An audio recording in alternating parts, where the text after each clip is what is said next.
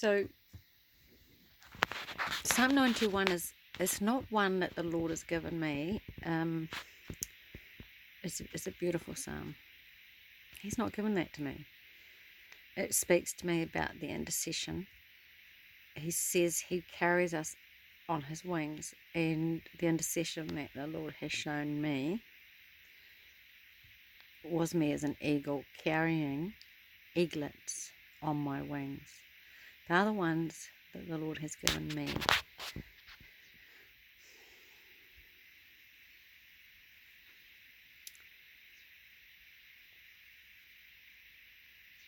I'm going to share a testimony before I play this.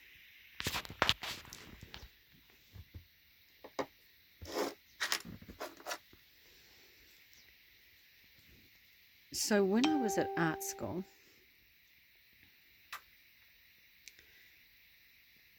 I had a year at art school. I had a down year, and then I returned and did my first year again because I pulled out. By this time I was still very, very young. And that year, my painting tutor, his name is Bernard Holman from England, he immigrated here with his wife and 3 children to work as a tutor. He was a raving alcoholic. Of course, we didn't know as students, but he was always in the back room, and he tutored us in painting. He was a very good artist, and a very good portrait artist, and he sort of painted in the way, sort of like Francis Bacon. Realism portraits that were smeared, like the way he hangs his carcasses. You know Francis Bacon.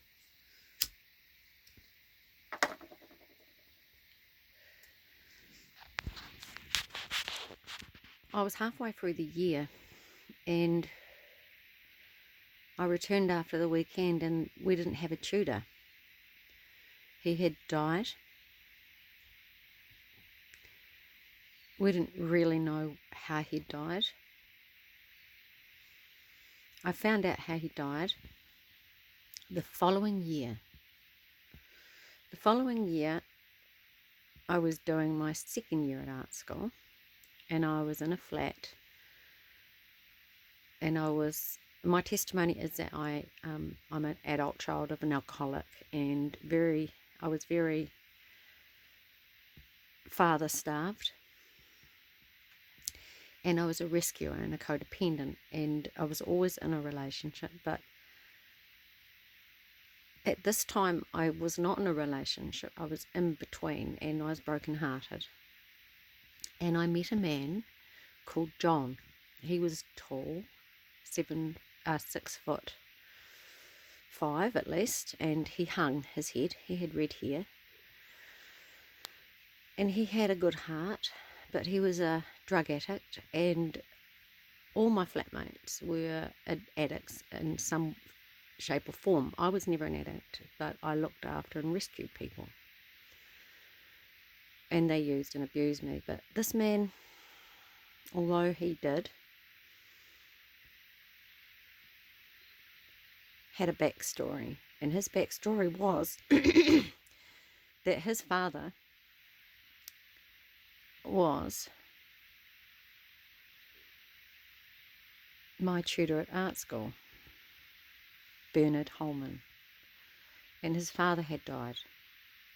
He told me he had a brother called Joseph, but he couldn't stand him, and his brother just told me 3 stories. He told me that his brother, he loved music, and his brother, when he's a lot younger than him, took his guitar and threw it on the ground and jumped all over it and smashed it in front of him. Took all his tape cassettes and went under a bed and unrailed them all. And he used to lock him out of the house because his little brother was quite controlling, and in the end he came from a single parent home because, of course, there was a divorce. Because now I know that who his father is. His father is Bernard.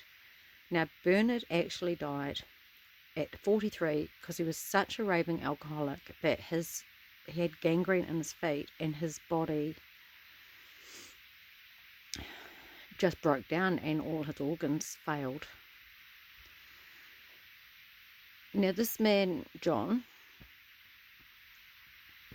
had said his brother was controlling. Yes, on the flip side of that, John was a drug addict, and his brother Joseph didn't want him in the house, and he used to lock him out because Joseph thought that his brother was an embarrassment. So I'd never really met his brother. I met him once at a party in a hallway. He said, "Oh, this is my brother Joseph." I knew John. And John just said to me, "Oh, you don't want to know him. He wants to be a cop. He wants to be a policeman." And, if you know of any of people, or if you've had the experience where you've been living an alternate lifestyle, we didn't like the cops. And we didn't like people who wanted to be cops. So I just took that as a big enough warning.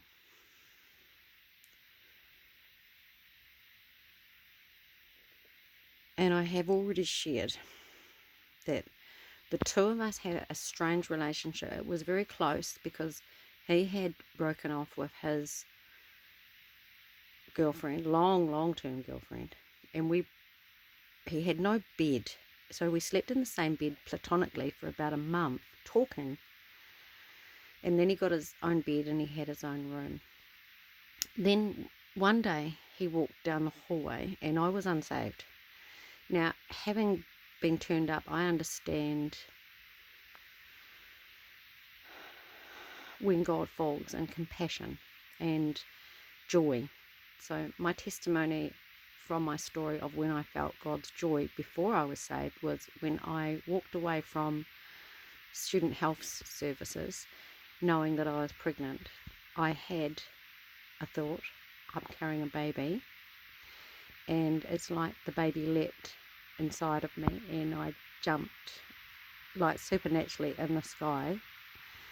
It felt like a jump I could never have done, and I had this joy all over me, and I was carrying Amy. That's the joy. And I had a moment where I know it was God, where I felt compassion. Now this man walked down the hallway and I felt this overwhelming love and compassion of God for him, and his name is John. And I asked him into the lounge and I started stroking his head and his forehead like in a motherly way. Now things got skewed and we ended up actually sleeping together sexually that night. The next day he went to PD, which is what you get when you're in trouble and you don't go to prison. And when he returned, he had a shitload of drugs, bad ones, not good ones, because he had already tried to dry out at a recovery centre. And so he wasn't taking full-on drugs when he was living at the house. But he was drinking, he was an alcoholic, and he used to take all his antidepressants, which were called, I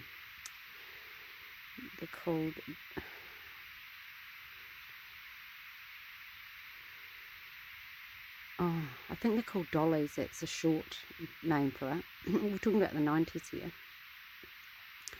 He'd take his whole script. So that evening, me and a girlfriend went for a walk to go and get ready to go to a party at her house. We went to her house for a shower, and we left John and my girlfriend's boyfriend at the flat drinking. And this is the third thing that I've seen. So it's funny because I'm going to share three things. So I've shared joy, I've shared love and compassion. These are supernaturally from God. I can tell the difference. And this was now a veil was open. A veil opened as I walked up Stewart Street in Dunedin, and I looked into the bush and I saw little gnomes. I didn't know they were gnomes, but they had little red eyes and they were small, like leprechauns. And the Lord has shown me leprechauns because I've looked up St. Patrick. And I saw the leprechauns behind the tree, or little red eyes, and they were staring and they were popping their heads back and forward, and my friend didn't see them. We got all dressed and had a shower and we returned back to the flat, and that's when I looked through the window and John was sitting upright watching the television, but he wouldn't answer the door. So I went round the back of the house, and when I looked at his face, he was dead. So 1 year Bernard Holman dies. The second year I meet a man called John and he dies. And then the next morning there's a knock on the door and I meet Joseph Holman. This is John's son. He wants, John's brother, wee brother. He wants to see where his brother lived, and he is grieving. So we stroke up a friendship because we had John in common and we both loved him. I met his family. I even went up to Thames with him on the back of a motorbike to sprinkle John's ashes. But that relationship basically parted because I found him very needy and he stalked me because he fell in love with me, and he was 4 years younger than me and I was not attracted to him. Then I ended up having Amy and I bounced for joy with the pregnancy, and I ended up asking Amy's father's ex-wife to take me to church, and you all know what happened from there. I was saved that day and I saw the glory that night. Well, just before I got saved, Joseph turned up on the scene again, and this is 6 years at least since the death of his brother. And he's wooing me, courting me. I'm not interested in him. Again, he's not my type. But once I get saved and born again, I fall madly and utterly in love with him. But I'm a born again Christian, and he warned me not to go to church. And he shared with me, after I got saved, because I went anyway, that he, after his father died, was a Christian. Before his father died was a Christian, before his father died, and he was only 16 then, 17. And how he became a Christian is he did it through fear. He walked into, when he was about 14, into his friend's house, and they were having a seance. And he testified to me that something very black and dark, and I can picture it now because I've experienced that death, went inside him. When I experienced it, it didn't go inside me. It can't touch me. But it went inside him. And he is a testimony, this man, Joseph, of what happens when it goes inside you. If you're not covered by the blood. He had horrific nightmares to the point where his mother knew not know what to do with him. She took him to a white witch. She couldn't help. She took him to the Anglican church, and I think they were quite charismatic, so they helped and the dreams eased, but they were hallucinations, these dreams. And that's when Joseph, at about 16, was telling me that he was baptized and gave his heart to Jesus. And he got quite extreme, he said, and he burnt all his rock records, all his satanic records, and he regrets it, he said. And he said, you know, I don't believe in the Lord. I don't believe in God anymore, because what cut in on him was the death of his father, and then the following year the death of his brother. And he was lost. and he got so dark that he had two I know these are true because I know him better than I probably only know one other person as well as him, and that's my second husband. He said that he lived with a girl, which I set him up with to get him away from me. I set him up with an art school friend who was psychotic, and there were signs she was then. And because he was so needy, he was beaten and codependent on her, and he locked himself in his room and she would attack it with an axe. He had a hell of a life with her. And this is before he came to my house after I was single mum and saved. He said that he got so dark in his home, locked in his room studying and stuff, and he drank, that I saw him and he showed me pictures. He was like a skinhead and he was full of hate, and he said he had night terrors to the point where, and the one I wanted to share is the chief. He woke up and he saw a Māori chief beside him, and it scared him so much because it was between him and the light switch that he jumped out a window and cut all his arm and ended up in A&E. And that's when they told him the lie that it was not demonic or spiritual, that it was a health issue, an issue about it's a type of dreaming. So that's what he decided it was.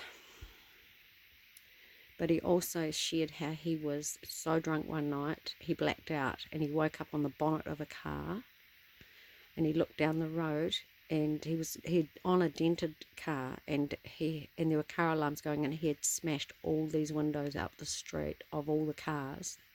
That's how bad he got. Anyway, he managed to separate from this girl, and that was when he came to visit me. So I get saved, I fall in love with him. He decides that he will take me to church, but he won't go. I find out that we mustn't be unequally yoked, and as much as he was an engineer, he was trained to be an engineer, he had a car and a job, he was probably the most competent man I'd ever gone out with. We were courting in a way that we weren't sleeping together. But may I say, one night I stayed at his home and I was on the couch, on the floor actually, in the lounge, and he came through and he said he's had a nightmare. And I prayed for him, and when he left, there was a manifestation of flies. I could hear them and they were hitting me in the face, and I prayed against that.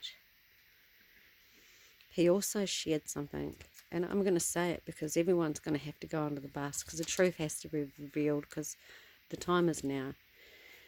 He showed me a video that he'd made when he was in this dark period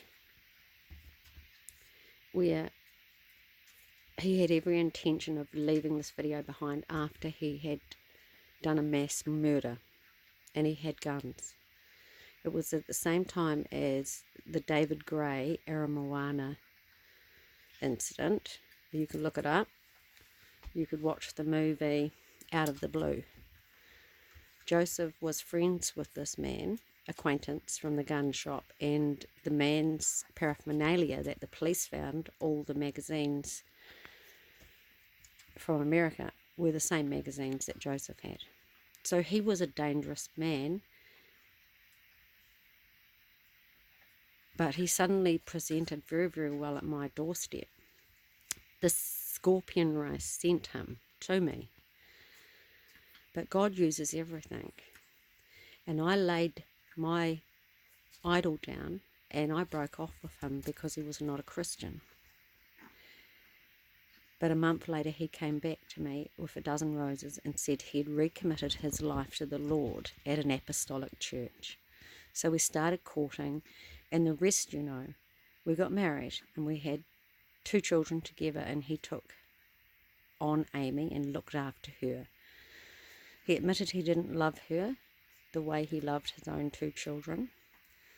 And then when we separated, he abandoned her, which sent things rolling for Amy at 12, the abandonment. But the thing is, I was thinking yesterday about how he's done a strange thing. Because when we were separated, he broke into my home, I know he did, and he ripped the front page out of my Bible that said that he bought it for me and dedicated it to me.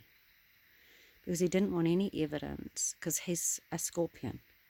The Lord God has told me he's lost. He's the only one I know is going to hell. He's absolutely going to hell. How do I tell my children that? He doesn't want any evidence. He took me to court for being a Christian because he knew about my dreams when we were married. I had to have a psychiatric assessment, which I passed. I won the case. I got the children back from the North Island.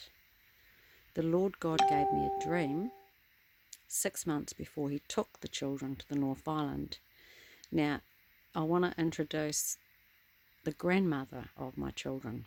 So the grandfather died, Bernard. The grandmother's name is Angela. She's Anglican. She's a drug and alcohol counsellor, very successful. And I think her partner is an Anglican lay priest now. And he wasn't even saved when I knew him. I knew she was behind the separation because Joe and her went for a tramp, and then when he returned he said, "You're not happy, I want a divorce." We stayed married for 2 more years after that. But I had a dream. No, I didn't have a dream. I laid on my bed when Joseph and I were separated, and I heard the telephone ring, and I heard my mother-in-law's voice, and the Lord said it was Madonna, and she was on the phone, and she was offering Joseph a job offer that he couldn't refuse. And I asked Joseph about it. I said, "Are you going to take the children to Thames, which is in the North Island, because of a job offer?" And he said, "No, I'd never do that." But 6 months later he did. So terrible things happen, but the Lord gives you a heads up. He had the perfect job. And the Lord called her Madonna. So if Joseph is Beelzebub, Lord of Flies, and he's after me, and she's Madonna, Venus, Satan, Lucifer, and they're walking around in host bodies looking for sheep, hunting them, how important are we? So, look back at your story. It'll make a lot of sense. I just want to add one thing, and hopefully I can play this. He changed the children's names from Holman, which is what we both signed on the birth certificate, to her last name. So both, and I think it's so that nobody can connect Joshua and Emily to me when they start hunting us because of my Christian faith. But God's going to work that for good too. Anyway, the song, the Lord's My Shepherd. When John died, his mother was a Quaker. I went to a Quaker funeral for John, and they played the Lord's My Shepherd, and I sung it like an angel because I learned it in the Catholic Church. So I'm going to play this because I asked the Lord for a good version of it. Have a listen, and I'm just saying now, you know you have the victory. So when you're in lockdown, party to this one.